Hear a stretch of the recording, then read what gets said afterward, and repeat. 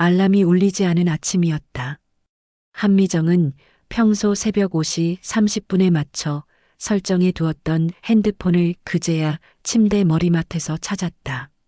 화면에는 오전 8시 47분이라는 낯선 시간이 떠 있었다. 30년 동안 한 번도 놓쳐본 적 없던 출근 시간을 훌쩍 넘긴 순간이었지만 이제는 급할 것도 없었다.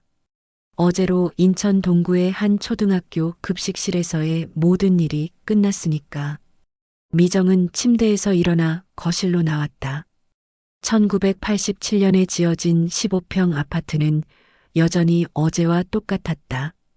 베이지색 벽지, 낡은 소파, 김치 냉장고 위에 놓인 식탁용 티슈 상자까지. 하지만 뭔가 달랐다. 공기가 더 무겁고 시간이 더 느리게 흘렀다. 이제야 일어났네. 부엌에서 설거지를 하던 남편 오상철의 목소리였다. 미정이 잠든 사이 아침밥을 차려 먹고 치운 듯했다. 식탁 위에는 김치찌개 냄비 하나와 밥그릇 하나의 흔적만 남아 있었다. 어제 회식하느라 늦었잖아. 퇴직 인사도 해야 하고. 그래, 고생 많았어. 이제 한가하니까 집안이나 똑바로 챙겨. 상철의 말 한마디가 미정의 가슴을 찔렀다. 똑바로 챙겨라니. 그동안 새벽에 일어나 도시락 싸고 저녁에 돌아와 밥상 차리고 주말엔 빨래와 청소를 도맡아 했는데 어느 부분이 똑바르지 못했다는 걸까? 회사는 언제 나가? 9시 반에 나가야 해. 오늘 중요한 미팅 있어. 상철은 넥타이를 매며 현관으로 향했다. 40년 가까이 다닌 중소기업 격리부에서 그는 여전히 바쁜 사람이었다. 은퇴까지 5년이 남았다고 자주 말했지만 그의 일상에는 여전히 목적과 방향이 있었다. 현관문이 닫히자 집안은 고요해졌다. 미정은 부엌 싱크대 앞에 서서 찬물에 손을 담갔다. 30년 동안 오전 6시부터 오후 2시까지 400명이 넘는 아이들의 급식을 책임져 왔다. 메뉴 짜기, 식재료 검수, 조리, 배식, 설거지까지. 손톱 밑은 늘 마늘 냄새가 배어 있었고 어깨는 무거운 솥을 옮기느라 결렸다. 그래도 아이들이 오늘 반찬 맛있어요 라고 말할 때면 뿌듯했다. 이제 그 모든 게 끝났다. 미정은 냉장고를 열어봤다. 김치, 멸치볶음, 시금치나물, 계란 몇 개. 저녁 밑반찬으로는 충분했지만 하루 종일 집에 있을 사람의 점심으로는 뭔가 부족해 보였다. 장을 봐야겠다는 생각이 들었지만 발길이 떨어지지 않았다. 거실 소파에 앉아 리모컨을 집어들었다. 평일 오전 방송은 주부들을 위한 프로그램들이 가득했다. 건강정보, 요리 레시피, 육아 상담. 미정은 채널을 돌리다가 문득 깨달았다. 자신이 이제 이 시간대의 시청자가 되었다는 것을. 주부라는 이름으로. 하지만 이상했다. 분명 집에 있으니 한가해야 할 텐데 마음은 오히려 더 답답했다. 급식실에서는 바쁘더라도 자신의 자리와 역할이 분명했다. 지금은 시간은 많은데 무엇을 해야 할지 모르겠다. 핸드폰이 울렸다. 급식실 동료 박순자였다. 미정아, 어때? 첫날이 어색하지? 응, 좀 그래. 갑자기 시간이 너무 많으니까. 나도 작년에 그랬어. 처음엔 천국인 줄 알았는데 한 달 지나니까 미칠 것 같더라고. 뭔가 하나 찾아봐. 나는 탁구 치러 다녀. 전화를 끊고 미정은 다시 조용해진 집안을 둘러봤다. 30년간 새벽 일찍 나가고 오후에 돌아오던 생활 패턴 때문에 낮 시간의 집은 낯설었다. 햇빛이 어떻게 들어오는지, 이웃집에서 나는 소리가 얼마나 잘 들리는지 처음 알게 되는 것들이었다. 미정은 부엌으로 돌아가 설거지를 시작했다. 상철이 대충 씻어놓은 그릇들을 다시 닦으며 생각했다. 이제 자신은 쉰 것일까? 아니면 끝난 것일까? 상철의 말투에서는 후자에 가까운 뉘앙스가 느껴졌다. 설거지를 마치고 미정은 베란다로 나갔다. 10월의 차가운 바람이 얼굴을 스쳤다.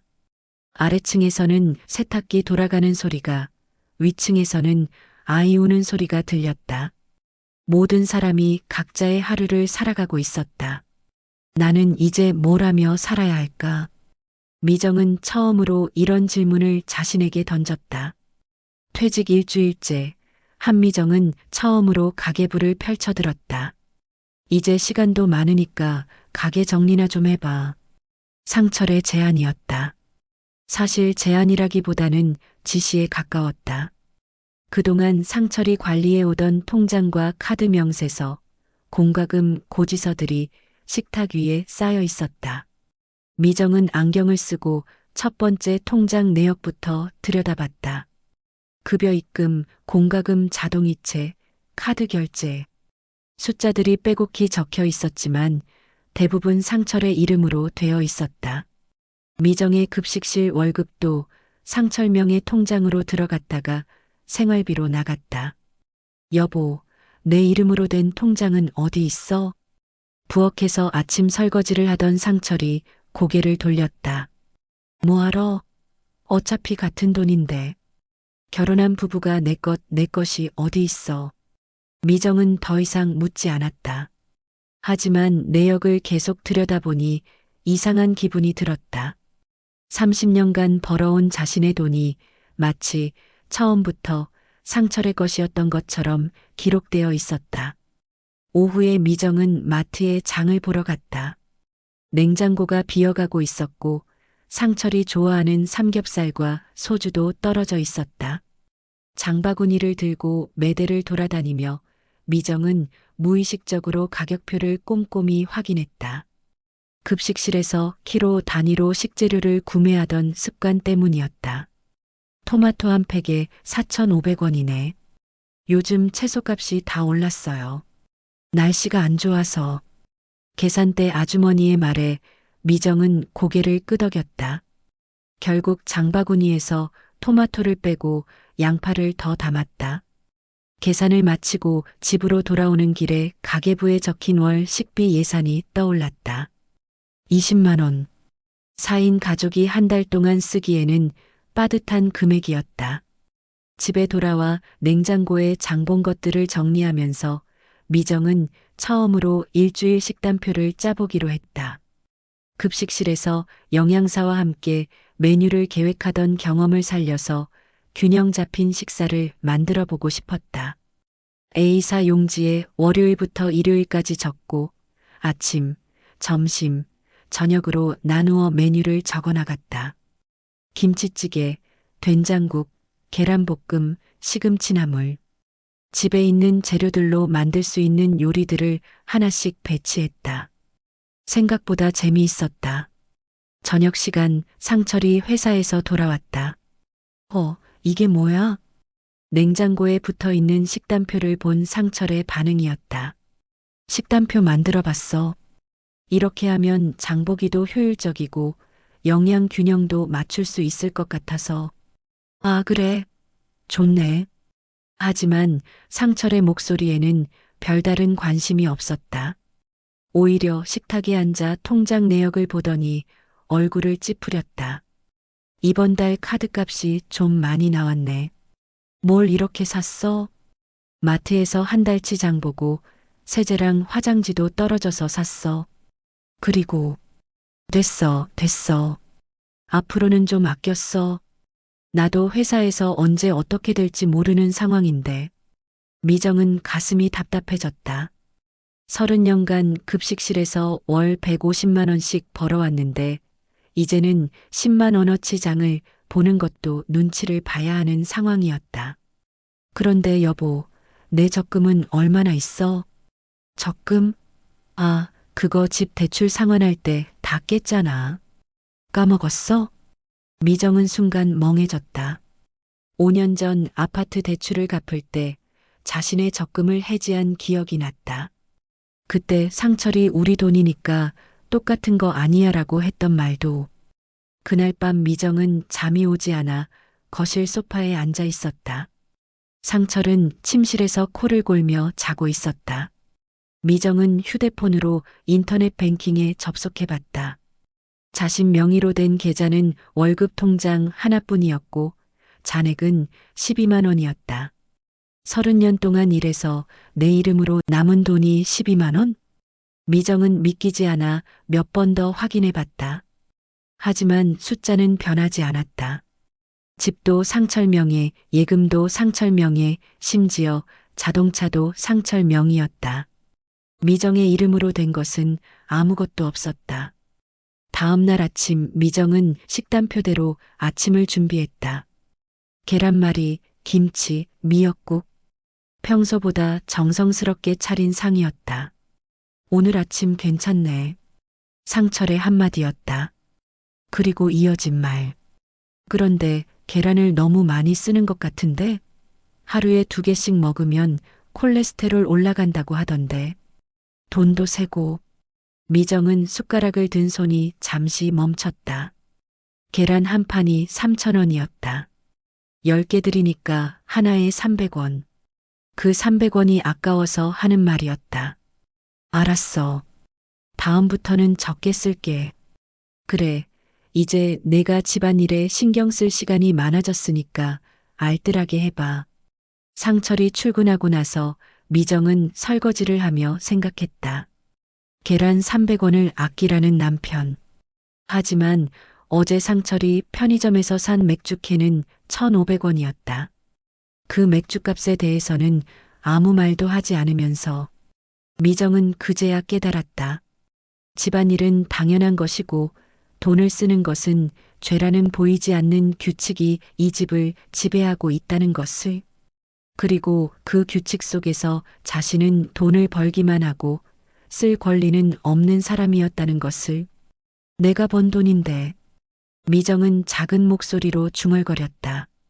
하지만 아무도 듣지 못했다. 퇴직 보름째 되는 날, 한미정은 아파트 단지 내 작은 정원에서 옆동 사는 김영숙과 마주쳤다. 어머, 미정 씨, 요즘 어떻게 지내세요? 급식실 그만두셨다면서요? 영숙은 미정보다 3살 많은 전업주부였다. 남편이 구청 공무원이라 경제적으로는 넉넉한 편이었고 성격도 활발해서 동네에서 얼굴이 넓었다. 네, 정년이라서요. 이제 좀 쉬고 있어요. 그럼 잘 됐네요. 저희가 매주 화요일, 목요일에 동네 산책하는 모임이 있거든요. 오전 10시에 만나서 1시간 정도 걷고 커피도 마시고 시간 되시면 한번 나오세요. 미정의 얼굴이 밝아졌다. 집에서만 지내다 보니 사람과 대화할 기회가 급격히 줄어들었다. 상철과는 저녁에 짧게 하루 일상을 나누는 정도였고 그나마도 대부분 상철이 회사 얘기를 하는 것이었다. 좋네요. 저도 운동을 좀 해야겠다 싶었는데. 그럼 이번 주 목요일에 아파트 정문 앞에서 만나요. 아, 참. 우리 보통 걷고 나서 카페에서 차도 마시는데 한 사람당 5,000원 정도 들어요. 네, 알겠습니다. 미정은 집으로 돌아가는 발걸음이 가벼웠다. 오랜만에 기대할 만한 일이 생긴 것 같았다. 급식실에서 일할 때는 매일 같은 사람들과 만나는 것이 당연했는데 이제는 새로운 사람과의 만남 자체가 소중하게 느껴졌다.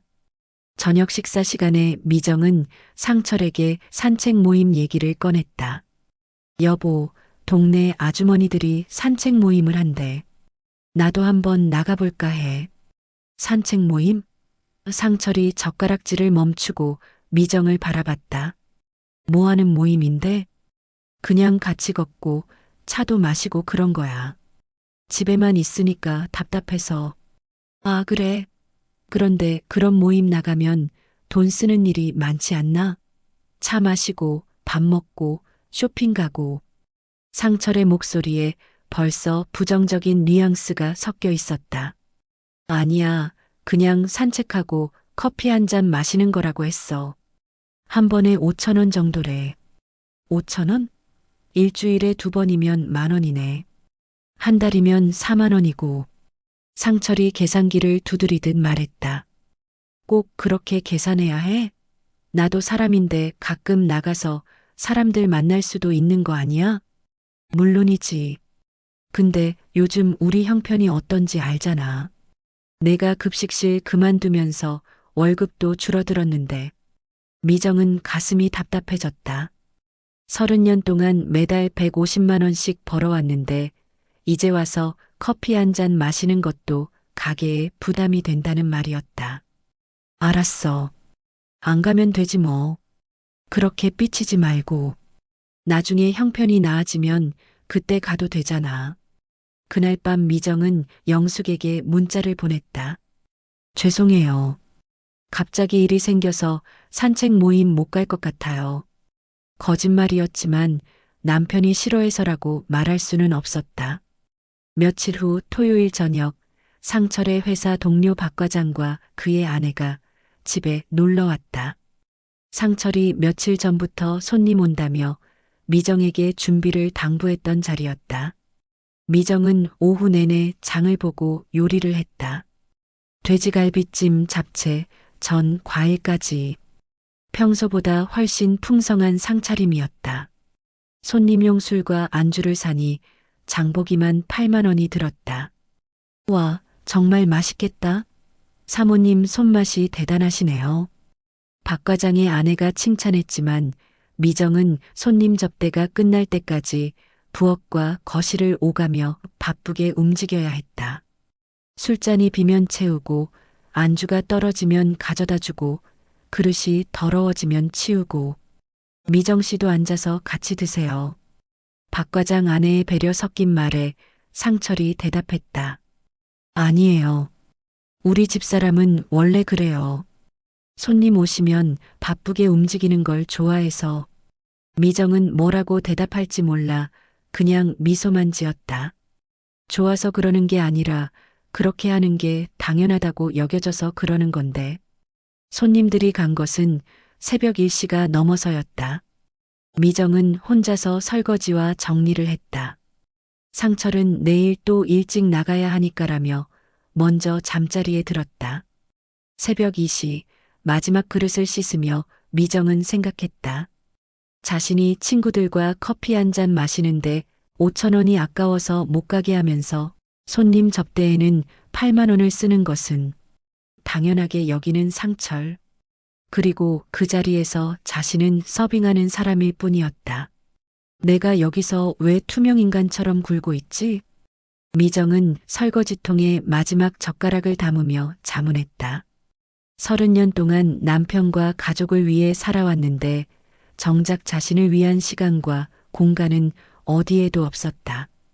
다음 주 화요일 미정은 아파트 정문 앞을 지나가다 영숙과 다른 여성들이 산책 나가는 모습을 봤다. 그들은 편안한 옷차림에 운동화를 신고 웃으며 이야기하고 있었다. 미정은 멀리서 그 모습을 바라보다가 다시 집으로 돌아왔다. 그날 저녁 상철이 오늘 회사에서 회식이 있어서 늦는다며 전화했다. 회식비는 얼마나 들까 하고 미정은 생각했다. 아마 한 사람당 3만 원은 들 것이다. 자신의 커피값 6번분이었다. 미정은 그날 밤 처음으로 자신의 일상에 대해 진지하게 생각해 봤다. 언제부터 자신의 필요는 사치가 되고 다른 사람들의 필요는 당연한 일이 되었을까? 언제부터 자신은 이 집에서 손님이 되었을까? 분노라는 감정이 천천히 하지만 확실하게 가슴속에서 자라나고 있었다. 11월 첫째 주 토요일, 오랜만에 가족이 모두 모이는 날이었다. 큰딸 다연이 남편 민수와 6살 아들 준호를 데리고 왔고 둘째 아들 진혁도 오후에 도착했다. 한미정은 며칠 전부터 준비했다. 다연이 좋아하는 갈비찜, 진혁이 좋아하는 동태찌개, 손주 준호를 위한 계란말이까지.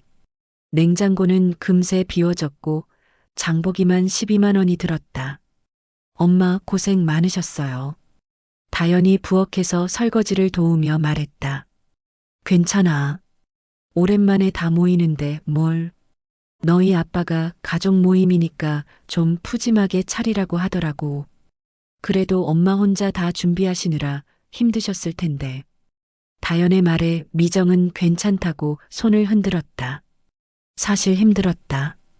어제부터 장보고 요리하느라 허리도 아팠고 오늘 아침부터는 계속 서 있어서 다리도 부어올랐다. 하지만 가족들이 맛있게 먹는 모습을 보면 그런 피로는 잊혀졌다. 저녁 7시 온 가족이 둘러앉은 식탁은 정말 오랜만이었다. 미정은 마지막까지 준호가 좋아할 만한 반찬들을 접시에 덜어주며 자리에 앉았다. 우와, 할머니가 해주신 갈비찜이다. 준호가 반가워하자 미정의 얼굴에 미소가 번졌다. 많이 먹어라, 우리 준호. 어머니, 정말 맛있어요. 역시 어머니 손맛이 최고예요. 사위 민수의 칭찬에 상철이 웃으며 말했다. 우리 집사람이 원래 요리는 잘해. 급식실에서 30년 동안 일했으니까. 그런데 이제 퇴직하시고 나서는 어떠세요? 많이 한가하시죠? 민수의 질문에 상철이 대답했다. 한가하긴 뭐가 한가해. 엄마가 일도 안 하면서 살림도 서툴러졌어. 상철이 농담조로 말했지만 미정의 가슴에 뭔가 꽂혔다. 아빠, 그게 무슨 말이에요? 엄마가 얼마나 집안일 잘하시는데. 다연이 항변했지만 상철은 계속했다. 아니야, 요즘 보니까 예전만 못해. 일할 때는 그래도 바빠서 그런가 보다 했는데 이제는 시간도 많은데 왜 이렇게 서툴러졌나 싶어. 예를 들면요? 진혁이 물었다. 글쎄, 빨래도 제대로 안 개고 장도 비싸게 보고 어제도 계란말이 만든다고 계란을 몇 개나 썼는지 몰라. 미정은 젓가락을 든 손이 떨리는 것을 느꼈다. 계란 서너 개 쓴 것이 그렇게 큰 잘못이었을까? 할아버지, 그런데 할머니 계란말이 정말 맛있어요. 준호가 해맑게 말했다. 그래, 맛은 있어. 근데 할머니가 학교 급식보다 맛없게 만들 때도 있어. 순간 식탁이 조용해졌다. 상철은 여전히 웃고 있었지만 준호도 할머니 학교 급식보다 맛없어라며 따라 말했다. 아이는 순수한 마음으로 말한 것이었지만 미정에게는 마지막 일격이었다. 준호야, 그런 말하는 거 아니야. 다연이 아이를 타일렀지만 이미 늦었다. 미정은 천천히 숟가락을 내려놓았다. 잘 드세요. 저는 좀 쉬겠습니다. 어머니, 괜찮으세요? 민수가 걱정스럽게 물었지만 미정은 대답하지 않고 자리에서 일어났다. 엄마, 왜 그러세요? 다연이 따라 나서려 했지만 미정은 손을 저으며 방으로 들어갔다. 침실 문을 닫고 미정은 침대에 앉았다. 가슴이 답답하고 눈물이 날 것 같았다.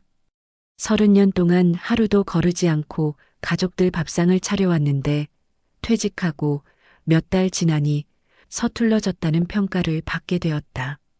무엇보다 상철이 가족들 앞에서 자신을 그렇게 평가질하는 것이 충격적이었다. 마치 자신이 이제 쓸모없어진 사람인 양 말하는 것 같았다. 문 밖에서 웅성거리는 소리가 들렸다. 아마 가족들이 어색한 분위기 때문에 당황하고 있을 것이다. 아빠, 엄마한테 왜 그런 말씀을 하세요? 다연의 목소리였다. 뭘 잘못했다고 그래? 사실을 말한 건데. 사실이라뇨? 엄마가 얼마나 고생하시는데. 고생? 집에서 뭘 그렇게 고생해? 요즘은 세탁기도 있고 전자레인지도 있고. 미정은 더 이상 듣고 싶지 않아 베개로 귀를 막았다. 하지만 상철의 목소리는 계속 들려왔다. 엄마도 이제 나이가 있으니까 좀 둔해진 거야. 자연스러운 일이지. 그 순간 미정의 마음속에서 뭔가가 완전히 돌아섰다. 분노도 슬픔도 아닌 차가운 결심 같은 것이었다. 나는 둔해지지 않았어. 다만 이런 대우를 받을 이유가 없다는 걸 이제야 깨달았을 뿐이야. 30분 후 가족들이 모두 돌아간 뒤 미정은 방에서 나왔다. 식탁 위에는 설거지할 그릇들이 그대로 남아 있었다. 화 풀어. 내가 말을 좀 거칠게 했나? 그래도 가족끼리 농담 정도는. 상철이 다가오며 말했다. 미정은 아무 대답도 하지 않고 설거지를 시작했다.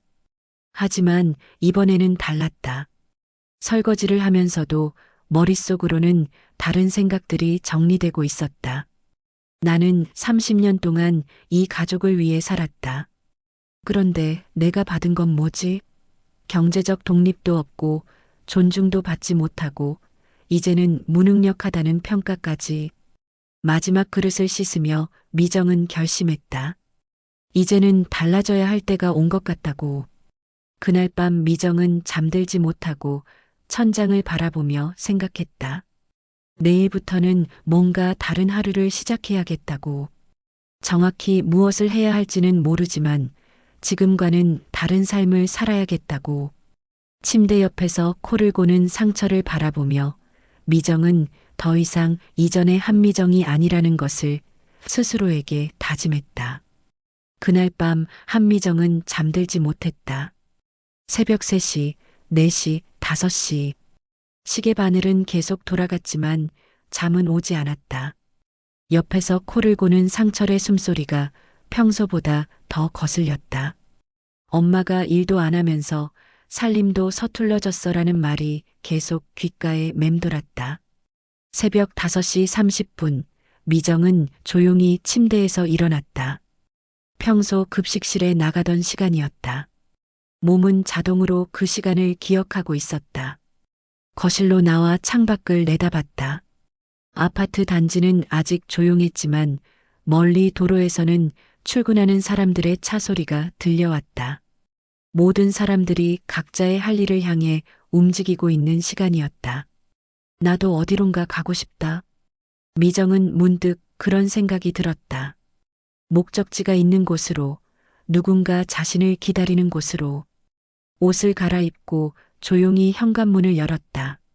11월 새벽 공기는 차갑고 맑았다. 평소라면 이 시간에 집을 나서는 일은 없었지만 오늘은 달랐다. 발걸음이 자연스럽게 아파트 입구 쪽으로 향했다.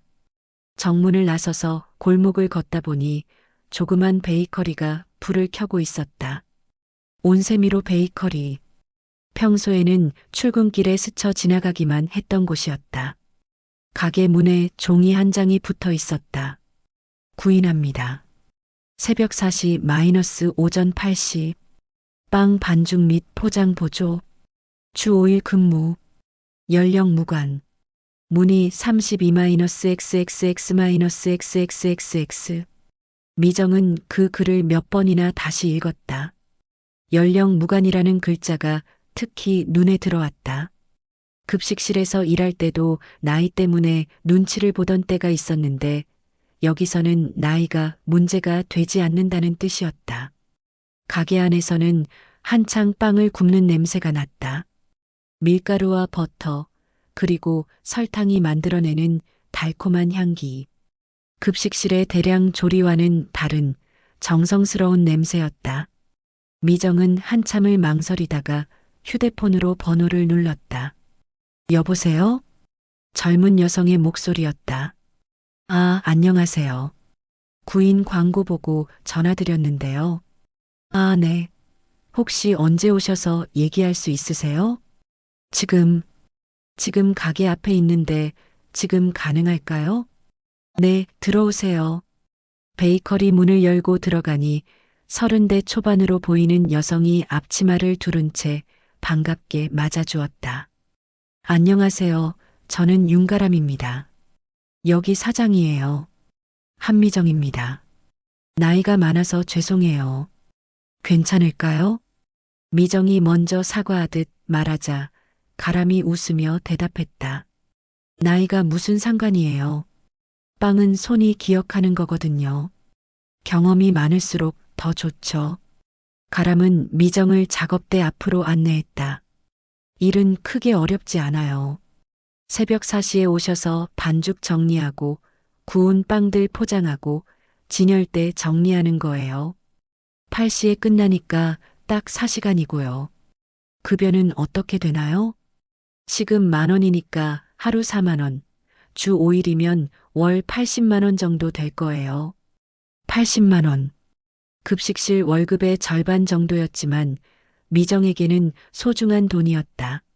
무엇보다 자신의 이름으로 벌어들일 수 있는 돈이었다. 언제부터 시작할 수 있어요? 준비되시면 언제든지요. 내일부터도 가능하고요. 미정은 잠시 망설였다. 상철에게 말해야 할까? 하지만 어제 식탁에서의 일이 떠오르자 마음이 결정되었다. 내일부터 시작하고 싶어요.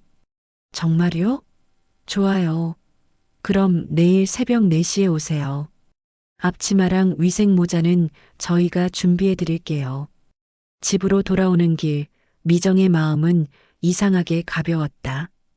오랜만에 뭔가를 스스로 결정한 기분이었다. 상철의 허락을 구하지도 눈치를 보지도 않고 자신이 하고 싶은 일을 선택한 것이다. 집에 들어가니 상철이 부엌에서 아침을 준비하고 있었다. 평소보다 늦게 일어난 것 같았다. 어디 갔다 와? 응, 산책하고 왔어.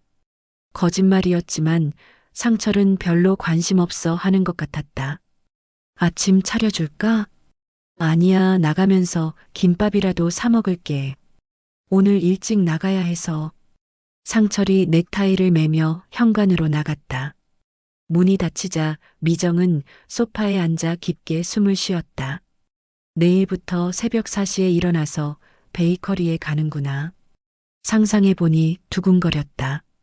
30년 만에 새로운 직장, 새로운 사람들, 새로운 일상. 무엇보다 자신의 이름으로 받게 될 첫 월급 봉투를 생각하니 가슴이 설렜다.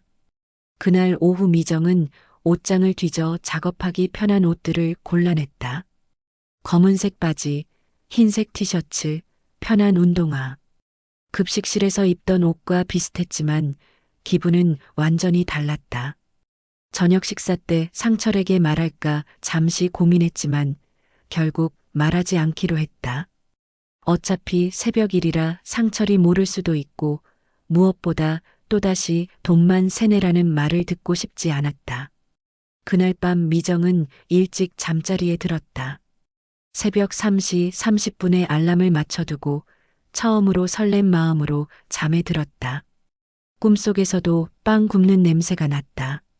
그리고 윤가람 사장의 말이 들렸다. 빵은 손이 기억해요.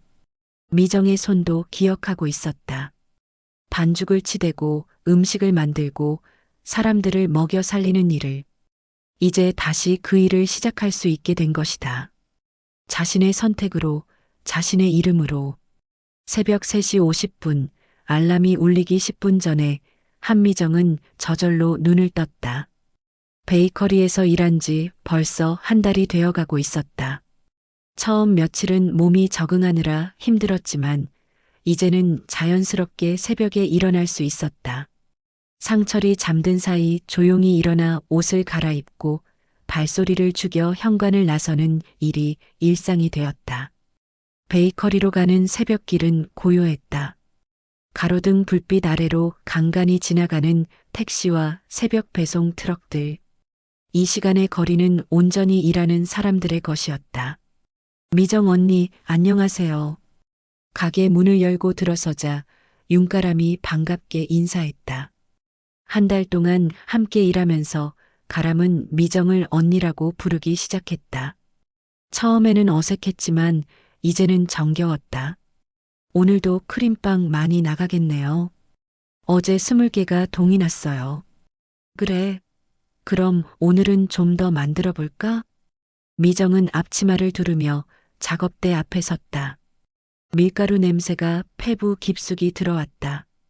30년간 맡아온 급식실의 김치찌개 냄새와는 다른 달콤하고 포근한 냄새였다.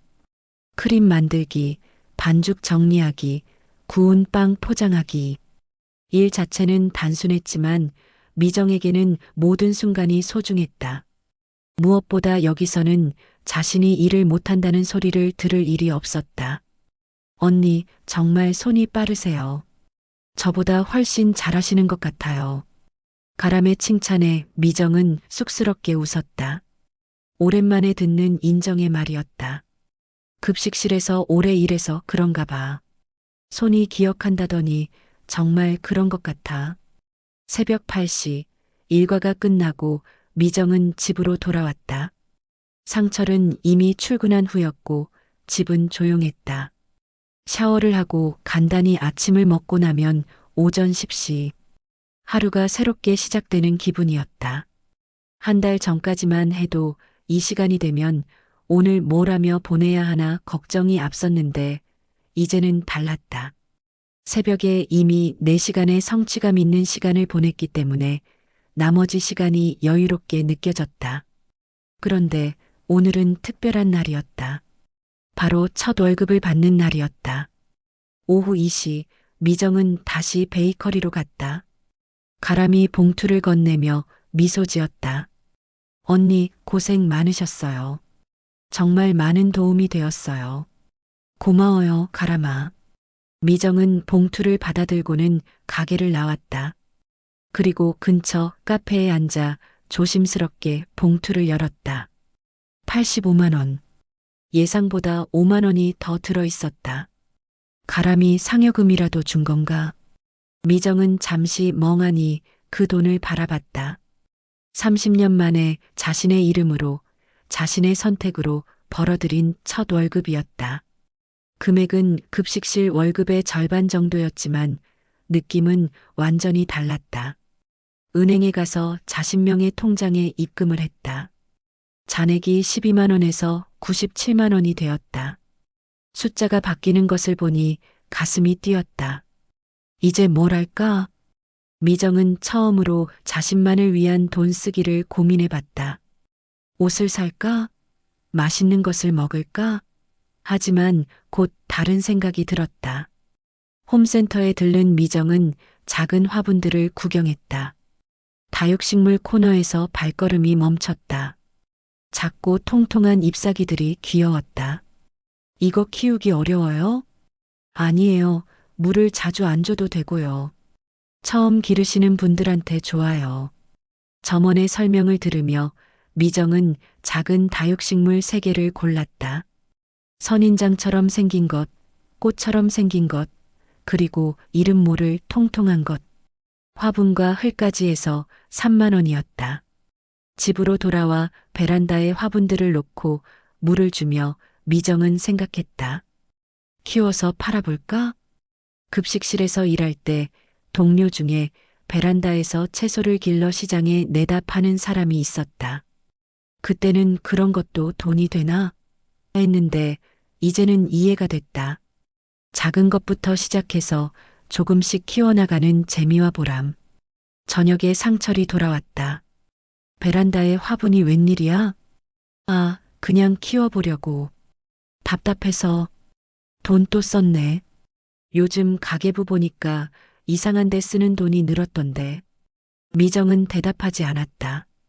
그 돈이 자신이 번 돈이라는 말을 하고 싶었지만 아직은 때가 아니라는 생각이 들었다. 다음 날 미정은 동주민센터에 갔다. 벽에 붙은 프로그램 안내문을 보던 중 한 가지가 눈에 들어왔다. 도시농업 기초과정. 매주 화요일, 목요일 오후 2시에서 4시. 수강료 5만 원 재료비 포함.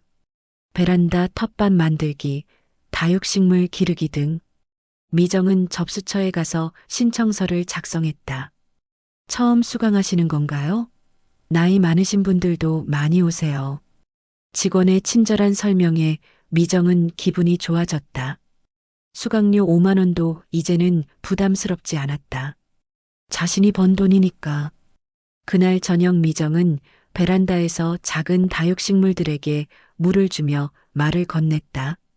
너희들아, 엄마가 앞으로 더 많은 친구들을 데려다 줄 거야. 그리고 잘 키워서 이웃분들한테도 나눠드리고. 작은 식물들은 대답하지 않았지만 미정에게는 그들이 고개를 끄덕이는 것 같았다. 한 달 전만 해도 끝난 사람 같았던 자신이 이제는 새로운 시작을 준비하고 있다는 것이 신기했다. 85만 원이라는 작은 월급이지만 그 돈으로 자신만의 새로운 세상을 만들어가고 있었다. 새벽 4시부터 8시까지는 베이커리에서, 오후 2시부터 4시까지는 도시농업 강의에서, 그리고 남은 시간에는 베란다에서 식물들과 함께. 미정의 하루가 조금씩 하지만 확실하게 달라지고 있었다. 그날 밤 잠자리에 들면서 미정은 생각했다. 돈은 줄었지만 내가 주인인 시간은 늘었다. 그리고 그것이 생각보다 훨씬 값진 일이라는 것을. 식물도 우리와 같아요. 말을 걸어주면 알아듣는다고 하거든요. 도시농업 강의 첫날 강사 박유리의 말에 한미정은 고개를 끄덕였다. 베란다에서 다육식물들에게 혼자 말을 건네던 자신이 이상하지 않았구나 싶어 안도감이 들었다. 물을 줄 때도 오늘 하루 어땠어? 하고 말을 걸어보세요. 식물들이 더 잘 자란답니다. 유리 강사는 40대 중반으로 보이는 여성이었다. 남편과 이혼 후 도시농업을 시작해서 지금은 작은 농장도 운영하고 있다고 했다. 미정에게는 새로운 삶을 개척한 선배 같은 존재였다.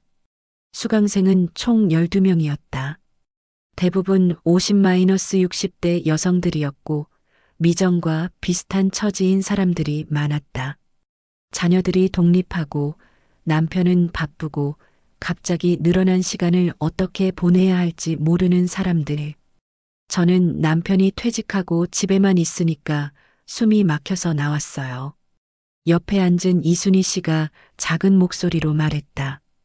저는 급식실에서 퇴직하고 나서 할 일이 없어져서요. 미정도 자연스럽게 자신의 이야기를 꺼냈다. 오랜만에 자신의 상황을 털어놓을 수 있는 자리였다. 첫 수업에서 배운 것은 다육식물 분갈이였다. 작은 화분에서 자란 식물을 더 큰 화분으로 옮겨 심는 일. 뿌리를 상하지 않게 조심스럽게 빼내고 새 흙에 심고 물을 주는 과정이 생각보다 섬세했다. 뿌리가 상하면 식물이 아파해요. 사람 머리카락 만지듯이 부드럽게 해주세요. 유리 강사의 지도에 따라 미정은 조심스럽게 다육식물의 뿌리를 정리했다.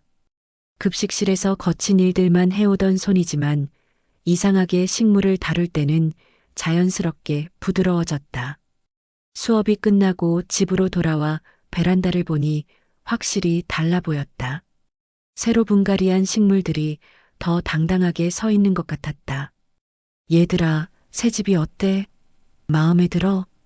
미정은 물을 주며 식물들에게 말을 걸었다. 강사가 알려준 대로 하루 있었던 일도 이야기해 주었다. 오늘 베이커리에서 크림빵 30개나 팔렸대. 언니가 잘 만들어서 그런가 봐. 일주일 후 두 번째 수업에서는 허브 기르기를 배웠다. 바질, 로즈마리, 민트.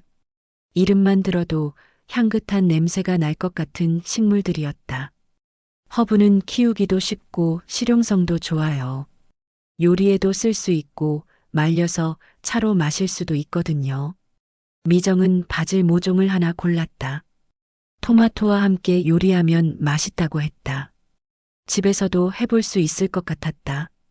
수업이 끝나고 수강생들은 자연스럽게 카페로 자리를 옮겼다. 처음에는 어색했지만 식물 이야기를 하다 보니 금세 친해졌다. 저는 작년에 이 수업 듣고 나서 베란다가 완전 정글이 됐어요. 김말자 씨가 웃으며 말했다. 정말요? 저도 그렇게 되고 싶어요. 미정의 말에 다들 웃었다. 미정 씨는 정말 손이 좋으세요. 분갈이 하시는 걸 보니까 타고나신 것 같아요. 순희 씨의 칭찬에 미정은 기분이 좋았다. 오랜만에 자신이 잘하는 일이 있다는 인정을 받는 기분이었다. 혹시 나중에 식물 장터 같은 것도 열 수 있을까요? 미정이 조심스럽게 물었다. 물론이죠. 우리 작년에도 했어요. 동네 주민센터에서 작은 장터를 열어서 직접 기른 식물들 팔기도 하고. 유리 강사의 대답에 미정의 가슴이 뛰었다. 베이커리 월급 외에 작은 수입이라도 더 생긴다면 얼마나 좋을까. 집으로 돌아오는 길에 미정은 이웃집 문 앞에 놓인 시든 화분을 봤다. 물을 제대로 주지 못해서 죽어가는 것 같았다. 다음 날 미정은 용기를 내서 그 집 초인종을 눌렀다. 안녕하세요. 저 위층에 사는 한미정인데요. 문을 연 것은 30대 초반의 직장 여성이었다. 아, 안녕하세요. 혹시 화분이 좀 안 좋아 보이던데 도움이 필요하시면 말씀해 주세요. 요즘 식물 기르는 것을 배우고 있어서요. 정말요? 사실 회사 일이 바빠서 제대로 돌보지 못하고 있었어요. 그 여성, 최지영 씨는 반가워했다. 괜찮으시면 제가 가끔 물도 주고 분갈이도 도와드릴 수 있어요. 너무 감사해요. 사실 식물을 좋아하는데 키우는 걸 잘 몰라서 그날부터 미정의 일과에 하나가 더 추가되었다. 지영이네 화분 돌보기. 지영이는 고마움의 표시로 가끔 과일이나 간식을 갖다 주었다. 며칠 후 아래층 박미숙 씨도 찾아왔다. 언니, 저도 식물 좀 기르고 싶은데 어떻게 시작해야 할까요? 지영이가 언니한테 물어보라고 하더라고요. 아, 저도 이제 배우는 중인데요. 그래도 아는 것 정도는 알려드릴 수 있어요. 미숙이는 60대 초반으로 남편과 사별한 후 혼자 살고 있었다. 집에 있는 시간이 많아서 식물이라도 기르고 싶다고 했다. 미정은 미숙이를 베란다로 안내했다. 우와, 정말 많이 기르시네요. 한 달 사이에 늘어난 화분들을 보며 미숙이가 감탄했다. 다육식물, 허브, 그리고 새로 들인 관엽식물들까지. 베란다가 작은 온실 같아 보였다. 이거 어디서 사셨어요? 홈센터에서 사기도 하고 수업에서 받아오기도 하고. 아, 그리고 이걸 보세요. 미정은 한쪽에 놓인 작은 화분들을 가리켰다. 이건 제가 직접 키운 애들이에요. 잎꽂이라고 하는 건데 잎사귀 하나로 새 식물을 만드는 거예요. 신기하네요. 저도 배워보고 싶어요. 그날 저녁 미정은 생각했다. 어쩌면 이웃들과 작은 모임을 만들어 볼 수 있을 것 같았다. 식물을 매개로 한 자연스러운 만남의 공간. 다음 주 화요일 미정은 지영이와 미숙이를 초대했다. 베란다 모임이라고 할까요? 차라도 한잔하면서 식물 이야기도 하고. 작은 테이블 위에는 미정이 직접 말린 허브차와 베이커리에서 가져온 빵이 놓였다. 베란다는 식물들 사이에 앉아 있으니 작은 카페 같았다. 정말 좋아요. 이런 공간이 있다니. 지영이가 감탄하며 말했다.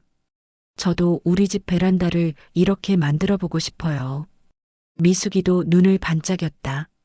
그날 3시간 동안 세 사람은 식물 이야기, 일상 이야기, 그리고 각자의 꿈 이야기까지 나누었다. 오랜만에 진짜 대화를 나누는 시간이었다. 다음 주에도 만날까요? 미정의 제안에 두 사람 모두 좋다고 했다. 그럼 이름도 정해볼까요? 베란다 모임? 좋네요. 베란다 가든 클럽은 어때요? 지영이의 제안에 모두가 박수를 쳤다. 그날 밤 미정은 베란다에서 식물들에게 말했다. 얘들아, 고마워. 너희 덕분에 새로운 친구들도 생겼어. 식물들은 여전히 대답하지 않았지만 달빛 아래서 더욱 건강하게 빛나고 있었다. 그리고 미정도 몰랐다. 자신의 목소리가 점점 더 단단해지고 있다는 것을.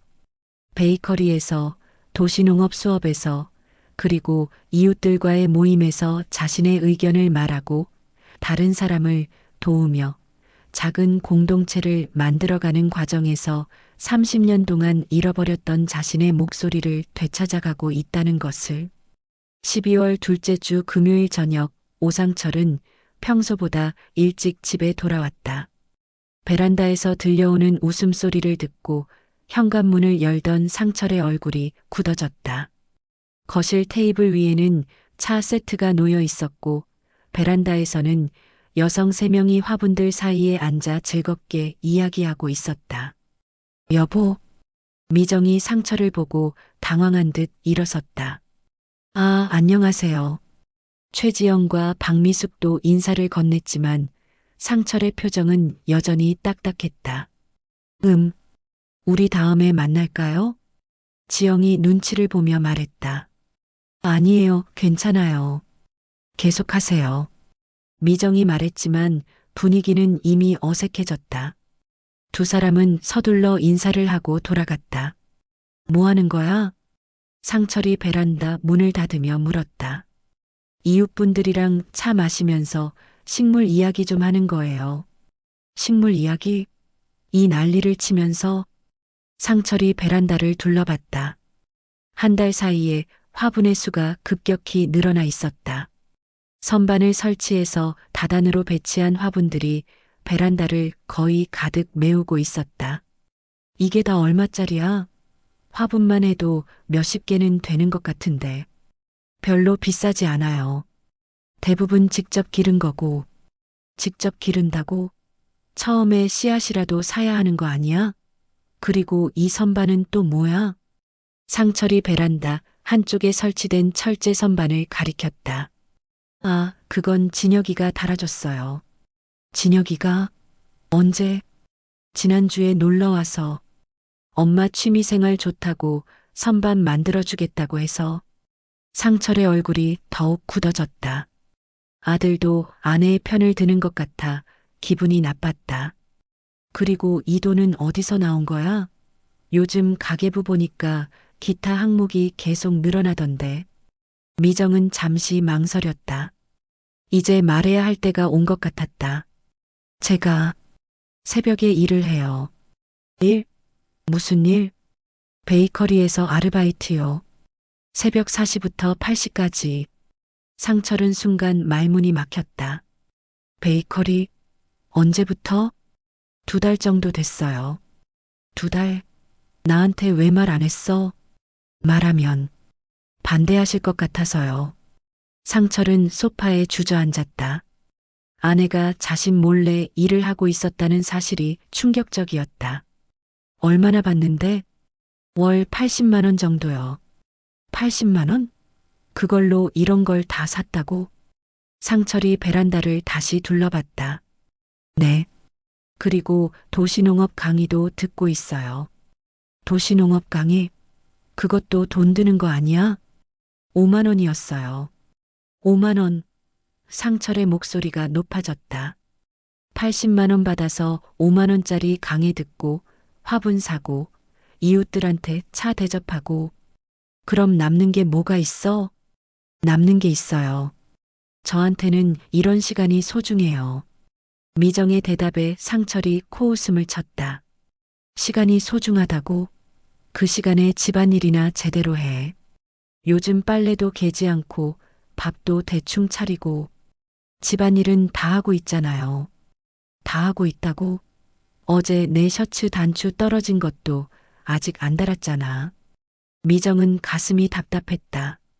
새벽 4시부터 일어나서 일하고 집안일하고 강의 듣고 이웃들 도우면서도 단추 하나 안 단 것을 가지고 잔소리를 듣는 현실이. 그럼 직접 다세요. 뭐? 단추 다는 것 어려운 일 아니잖아요. 직접 하세요. 상철은 미정이 이렇게 대답할 줄 몰랐다. 평소라면 미안해, 내일 해줄게라고 했을 텐데. 지금 나한테 대든다고? 대드는 게 아니라 당연한 말하는 거예요. 당신 옷은 당신이 관리하세요. 당신이라고? 나한테 존댓말도 안 해? 미정은 더 이상 참을 수 없었다. 존댓말이요? 그럼 저한테는 언제 존댓말 해봤어요? 집안이나 똑바로 챙겨, 돈만 세네, 이런 말들이 존댓말이에요? 그건 30년 동안 당신을 위해 살았어요. 제 이름으로 된 건 아무것도 없이요. 이제 제 돈으로 제가 하고 싶은 일 하는 게 뭐가 잘못된 거예요? 상철은 당황했다. 평소 순종적이던 아내가 이렇게 강하게 나온 적이 없었다. 그럼 가게 통장은 어떻게 할 거야? 지금까지 다 내 이름으로 관리해 왔는데 분리해요. 뭐? 통장 분리하자고 해요. 제가 번 돈은 제가 관리할게요. 미쳤어? 결혼한 부부가 통장을 따로 써? 왜 안 돼요? 제가 번 돈인데. 상철은 벌떡 일어났다. 좋아. 그렇게 하자. 그럼 생활비는 어떻게 할 건데? 월 80만 원으로 혼자 살아봐. 그럼 당신 용돈에서 빼세요. 뭐? 제가 집안일 하는 만큼 생활비 내세요. 청소, 빨래, 요리, 장보기. 시간당 최저임금으로 계산하면 한 달에 얼마나 나올까요? 상철은 할 말을 잃었다. 그리고 한 가지 더. 이 집도 반은 제 거예요. 30년 동안 제가 번 돈으로 같이 산 집이니까. 집은 내 명의야. 명의가 중요한 게 아니라 실제로 누가 돈을 냈느냐가 중요한 거죠. 필요하면 법적으로도 확인받을 수 있어요. 상철은 순간 섬뜩함을 느꼈다. 이런 말을 하는 아내를 본 적이 없었다. 법적으로? 뭐, 이혼이라도 하겠다는 거야? 미정은 잠시 멈칫했다. 이혼이라는 단어가 나올 줄은 몰랐다. 하지만 이상하게 두렵지 않았다. 그건 앞으로 어떻게 지내느냐에 달려 있겠죠. 그날 밤 상철은 밤늦게까지 술을 마시며 투덜거렸다. 미정은 베란다에서 식물들에게 물을 주며 생각했다. 드디어 말했다. 30년 만에. 무서웠지만 후회되지 않았다. 더 이상 투명 인간처럼 살고 싶지 않았다. 다음 날 아침 미정은 평소처럼 새벽 4시에 일어나 베이커리로 갔다. 상철과의 대화 후 처음 맞는 새벽이었지만 발걸음은 여전히 가벼웠다. 언니, 얼굴이 좀 피곤해 보이세요. 가람이 걱정스럽게 물었다. 괜찮아요. 집에서 좀 일이 있어서. 혹시 가정사 때문에 일 그만두셔야 하는 건 아니죠? 가람의 걱정에 미정은 고개를 저었다. 아니에요. 계속할 거예요. 이 일이 지금 제게는 가장 소중한 일이거든요. 그날 오후 미정은 동사무소에 갔다. 법률 상담소 안내를 받기 위해서였다. 혼자서도 살 수 있다는 것을 확인하고 싶었다. 재산 분할과 연금 분할에 대해 상담받고 싶은데요. 네, 가능합니다. 다음 주 화요일 오후 2시는 어떠세요?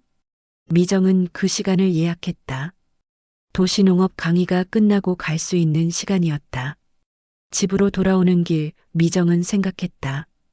이제 정말 돌아올 수 없는 강을 건너는 것 같았다. 하지만 두렵지 않았다. 오히려 자유로웠다. 베란다에서 식물들이 기다리고 있었다. 그리고 내일이면 베란다 가든 클럽 모임도 있었다. 자신만의 공간에서 자신이 선택한 사람들과 자신이 하고 싶은 이야기를 나누는 시간. 30년 만에 처음으로 자신의 선택에 따라 살아가기 시작한 것이다. 1월 셋째 주 토요일 아침, 한미정은 마지막으로 베란다의 식물들에게 물을 주었다. 얘들아, 오늘 이사 가는 날이야. 새 집에서도 잘 지내자. 법률 상담을 받은 후 미정의 결심은 더욱 확고해졌다. 재산 분할과 연금 분할이 법적으로 가능하다는 것을 확인했고, 무엇보다 혼자서도 충분히 살 수 있다는 자신감이 생겼다. 상철과의 마지막 대화는 한 달 전이었다. 정말 나가겠다는 거야? 네. 서로에게 좋을 것 같아요. 바보 같은 짓이야. 나이가 몇인데 혼자 산다고? 해보지도 않고 어떻게 알아요? 상철은 더 이상 만류하지 않았다. 대신 차갑게 말했다. 좋아. 나가려면 나가. 대신 후회해도 다시 돌아올 생각은 하지 마. 미정은 대답하지 않았다. 돌아올 생각이 없었으니까. 새 집은 동네에서 도보로 10분 거리에 있는 원룸이었다. 15평 정도의 작은 공간이었지만 베란다가 있어서 식물들을 기를 수 있었다. 전세금은 3천만 원. 법률 상담을 통해 받게 될 재산 분할금으로 충분히 감당할 수 있는 금액이었다. 엄마, 정말 괜찮으세요? 이삿짐을 나르던 둘째 진혁이 걱정스럽게 물었다. 괜찮아. 오히려 마음이 편해. 아빠는, 아빠는 뭐라고 하세요? 아무 말 안 해. 원래 관심 없었으니까.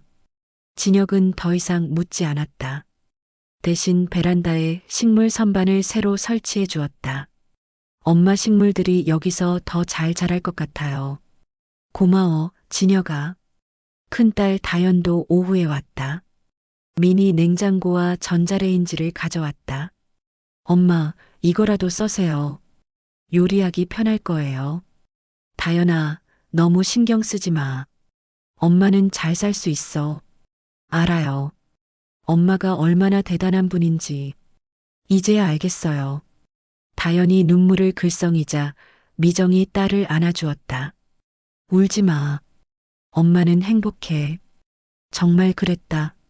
작은 공간이지만 온전히 자신만의 공간을 갖게 된 것이 너무 좋았다. 저녁에 아이들이 돌아가고 미정은 혼자 앉아 새 집을 둘러봤다.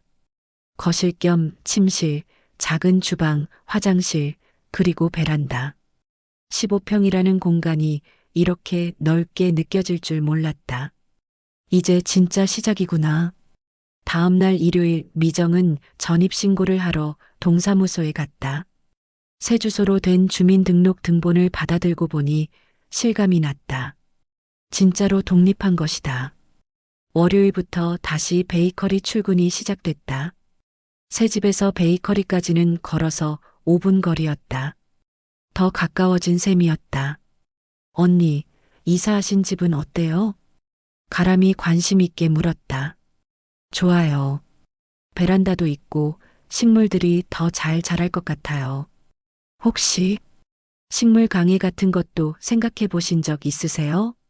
가람의 말에 미정이 고개를 갸웃했다. 강의요? 네. 손님들이 가끔 식물 기르는 방법 물어보시거든요. 언니가 워낙 잘하시니까 작은 강의라도 열어보시면 어떨까 해서요. 제가요? 왜 안 돼요? 도시농업 강의도 들으셨다고 하시고 실제로 잘 기르시잖아요. 미정은 생각해봤다. 강의라니. 생각해본 적도 없었다. 하지만 저는 전문가가 아닌데 전문가가 되려면 자격증이 필요하겠지만 취미 활동 정도라면 상관없을 것 같은데요. 우리 동네에도 그런 프로그램이 있어요. 그날 저녁 미정은 인터넷으로 검색해봤다. 시니어 강사, 생활 강의, 원예 강의. 생각보다 다양한 프로그램이 있었다. 며칠 후 도시농업 강의에서 박유리 강사에게 물어봤다. 강사님, 혹시 제가 작은 강의를 열 수 있을까요? 물론이죠. 미정 씨는 충분히 할 수 있어요.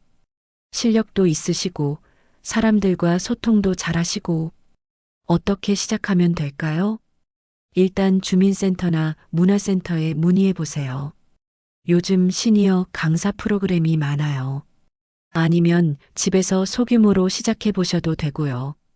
미정은 용기를 냈다. 새집 베란다에서 작은 강의를 열어보기로 했다. 첫 번째 수강생은 베란다 가든 클럽 멤버들이었다. 최지영, 박미숙, 그리고 새로 합류한 이웃들까지 총 6명이었다. 오늘은 시니어 반려식물 돌봄이라는 제목으로 강의를 준비해 봤어요. 미정이 준비한 자료를 나누어 주며 말했다. 진혁이 도와서 만든 간단한 유인물이었다. 먼저 식물을 기르는 기본 원칙부터 얘기해 볼게요. 물 주기, 햇빛, 그리고 대화. 대화요? 미숙이 웃으며 물었다. 네. 식물도 우리말을 알아들어요. 매일 안부를 묻고 칭찬해주고 격려해주세요. 1시간 반 동안 미정은 그동안 배우고 경험한 모든 것을 나누었다. 다육식물 기르는 법, 허브 활용법, 잎꽂이 방법까지 정말 유익했어요. 미정 언니가 진짜 강사 같아요. 지영이 박수를 치며 말했다. 다음에 또 해주세요. 그럼 정기적으로 할까요? 월 2회 정도? 미정의 제안에 모두가 찬성했다. 강의가 끝나고 미정은 생각했다. 사람들 앞에서 이야기하는 것이 이렇게 즐거울 줄 몰랐다. 30년간 급식실에서 묵묵히 일만 하던 자신이 이제는 다른 사람들에게 지식을 나누고 있다니. 며칠 후 다연이 전화했다. 엄마, 제가 강의 포스터 디자인해 드릴까요? 포스터? 네. 동네에 붙이거나 인터넷에 올릴 수 있게요. 더 많은 분들이 신청하실 수도 있잖아요. 그래도 될까? 물론이죠. 엄마 강의 정말 좋을 것 같아요. 일주일 후 다연이 만든 포스터가 완성됐다. 시니어 반려식물 돌봄 강의. 마이너스 다육식물부터 허브까지. 마이너스 베란다에서 시작하는 작은 정원. 마이너스 매월 둘째, 넷째 토요일 오후 2시. 마이너스 강의료 1인당 2만 원 재료비 포함. 마이너스 문의 10-XXXX-XXXX. 포스터를 보니 미정도 놀랐다. 정말 전문 강사 같았다. 엄마, 이제 엄마 이름으로 영수증도 끊을 수 있어요. 다연의 말에 미정은 웃었다. 맞다. 이제는 모든 것이 자신의 이름으로 시작되고 끝나는 삶이다. 2월 첫째 주 포스터 효과인지 새로운 수강생 4명이 더 신청했다. 베란다가 좁아서 거실까지 활용해야 했다. 안녕하세요. 한미정입니다.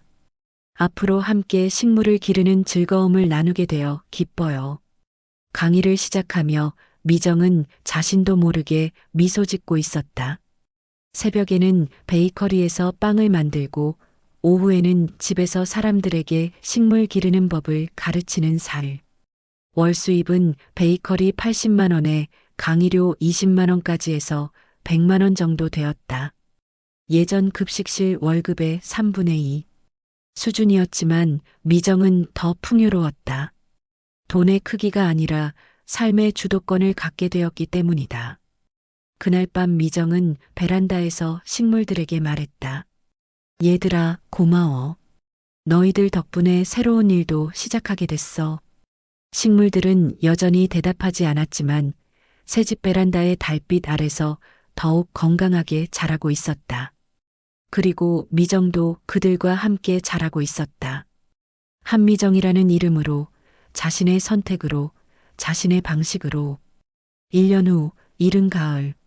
한미정은 베란다에서 허브들을 정리하며 미소 짓고 있었다. 바질, 로즈마리, 민트. 올해 마지막 수확이었다. 이 허브들은 오늘 오후 강의에서 수강생들과 나누어 가질 예정이었다. 언니, 안녕하세요. 베란다 아래에서 들려오는 목소리에 미정이 고개를 내밀었다. 1층에 사는 김선영 씨였다. 지난달부터 강의를 듣기 시작한 새 수강생이었다. 선영 씨, 일찍 오셨네요. 커피 한 잔 드릴까요? 좋아요. 오늘은 뭘 배우는 거예요? 허브 말리기랑 허브차 만들기요. 재밌을 거예요. 오후 2시, 미정의 작은 거실은 8명의 수강생들로 가득 찼다. 처음 시작할 때는 4명이었는데 입소문을 타고 점점 늘어났다. 지금은 매주 토요일마다 2번의 강의를 열고 있었다. 오늘은 허브를 말려서 차를 만들어 볼게요. 집에서도 쉽게 할 수 있어서 정말 유용해요. 미정은 미리 준비한 허브 다발을 보여주었다. 먼저 깨끗이 씻은 허브를 이렇게 묶어주세요. 너무 두껍게 묶으면 안 말라요. 수강생들이 열심히 따라하는 모습을 보니 뿌듯했다. 처음에는 떨렸는데 이제는 자신감이 생겼다. 선생님, 혹시 이것도 팔 수 있나요? 한 수강생이 물었다. 물론이죠. 요즘 집에서 기른 허브 찾는 사람들 많아요. 저도 가끔 동네 분들한테 나눠드리거든요. 실제로 미정의 허브들은 이웃들 사이에서 소문이 났다. 베이커리에서도 가끔 허브를 가져가 달라고 부탁하기도 했다. 강의가 끝나고 수강생들이 돌아간 후 미정은 거실을 정리하며 생각했다. 1년 전 이맘때는 상상도 못했던 일들이 현실이 되었다. 베이커리에서의 일은 이제 완전히 익숙해졌다. 가람과는 친한 언니 동생 사이가 되었고 단골 손님들도 미정을 알아보고 인사를 했다. 무엇보다 새벽 시간이 자신만의 소중한 시간이 되었다. 저녁 7시 현관 초인종이 울렸다. 엄마. 진혁이 손에 케이크 상자를 들고 있었다. 무슨 날이라고 케이크를? 엄마 이혼 확정 1주년이잖아요. 축하드려요. 미정은 웃으며 고개를 저었다. 축하할 일인가? 당연하죠. 엄마가 이렇게 행복해 보이는 거 정말 오랜만이에요. 정말 그랬다. 거울을 볼 때마다 자신의 표정이 밝아진 것을 느꼈다. 다현도 곧 도착했다. 남편 민수와 준호까지 함께였다. 할머니, 베란다 정원 보러 왔어요. 준호가 베란다로 달려갔다. 우와, 진짜 정글이다. 베란다는 정말 작은 정글 같았다. 선반 3개를 가득 채운 각종 식물들, 다육식물, 관엽식물, 허브들이 어우러져 있었다. 엄마, 정말 대단하세요. 다현이 감탄했다. 대단한 건 아니고, 그냥 재미있어서. 재미있다는 게 가장 중요한 거죠. 민수가 말했다. 그런데 엄마 수입은 어때요? 진혁이 조심스럽게 물었다. 걱정 마. 충분해. 실제로 그랬다. 베이커리에서 월 80만 원, 강의료가 월 40만 원 정도. 거기에 가끔 식물이나 허브를 판매해서 10만 원 정도 더 들어왔다. 총 130만 원 정도의 월 수입이었다. 전세집 관리비와 생활비를 제하고도 매달 3, 40만 원은 저축할 수 있었다. 무엇보다 모든 돈이 자신의 이름으로 관리되었다. 할머니, 이 꽃 이름이 뭐예요? 준호가 베고니아를 가리켰다. 베고니아야. 예쁘지? 네. 할머니가 기른 거예요? 응. 할머니가 직접 씨앗부터 키웠어. 할머니는 마법사 같아요. 준호의 말에 모두가 웃었다. 저녁을 함께 먹으며 미정은 가족들의 변화도 느꼈다. 예전에는 자신을 돌봐야 할 사람으로 봤다면 이제는 존경하는 사람으로 보고 있었다. 엄마, 혹시 아빠 소식은 들으세요? 다현이 조심스럽게 물었다. 별로 관심 없어. 잘 지내고 있겠지. 실제로 미정은 상철에 대해 거의 생각하지 않았다. 가끔 길에서 마주쳐도 인사만 하고 지나갔다. 원망도 그리움도 없었다. 그냥 지나간 시간일 뿐이었다. 아이들이 돌아가고 미정은 베란다에서 마지막 물주기를 했다. 얘들아, 1년 동안 고생 많았어. 덕분에 엄마도 많이 배웠어. 베고니아 잎사귀에 물방울이 맺혔다. 마치 눈물 같았지만 슬픈 눈물이 아니었다. 다음 날 일요일 미정은 평소보다 늦게 일어났다. 주말에는 베이커리 일이 없어서 여유로웠다. 커피를 내려서 베란다에서 마시며 아래층을 내려다봤다. 동네 아이들이 놀고 있고 어른들은 일요일 나들이 준비를 하고 있었다. 평화로운 일상이었다. 오후에는 지영이와 미숙이가 놀러 왔다. 베란다 가든 클럽의 원년 멤버들이었다. 언니, 요즘 정말 유명해지셨어요. 우리 동네 식물 선생님이라고 다들 알고 있어요. 지영이 말했다. 과찬이야. 그냥 좋아서 하는 일인데 이렇게 인정받으니까 신기해. 인정받는 게 당연하죠. 언니가 얼마나 잘하시는데요. 미숙이도 거들었다. 그런데 언니 진짜 후회 안 해요? 이혼하신 거? 지영의 질문에 미정은 잠시 생각했다. 전혀. 오히려 왜 이걸 더 일찍 안 했나 싶어. 정말요? 응. 돈은 줄었지만 내 이름으로 사는 시간은 늘었거든. 그 말이 모든 걸 설명해 주었다. 저녁 무렵 미정은 강의 준비를 하며 다음 주 계획을 세웠다. 화요일에는 새로운 수강생 면담이 있고 목요일에는 동주민센터에서 특강 요청이 들어왔다. 시니어 원예 전문가 한미정. 명함에 적힌 자신의 새로운 직함이었다. 52세에 새로 만든 명함이었지만 자랑스러웠다. 그날 밤 잠자리에 들기 전 미정은 다시 한번 베란다로 나갔다. 가을밤의 선선한 바람이 식물들의 잎사귀를 살랑거렸다. 내년에는 뭘 해볼까? 식물들에게 묻듯 혼잣말을 했다. 옥상 텃밭을 분양받아서 채소를 기를 수도 있고 강의 규모를 더 늘릴 수도 있을 것 같았다. 무엇보다 시간이 자신의 것이었다. 새벽 4시부터 8시까지는 빵과 함께, 오후 2시부터 4시까지는 사람들과 함께, 그리고 나머지 시간은 식물들과 함께. 모든 시간이 한미정이라는 이름으로 채워져 있었다. 52년을 살았지만 진짜 내 인생은 이제 시작인 것 같아. 베란다에서 마지막으로 허브향을 맡으며 미정은 중얼거렸다. 바질과 로즈마리의 향긋한 냄새가 가을밤 공기와 어우러졌다. 그 냄새는 새로운 시작의 냄새였다. 내일이면 또 새로운 하루가 시작될 것이다. 자신이 선택한 일들로 가득 찬 자신의 이름으로 살아가는 하루가. 한미정은 마침내 자신만의 계절 속에서 살고 있었다.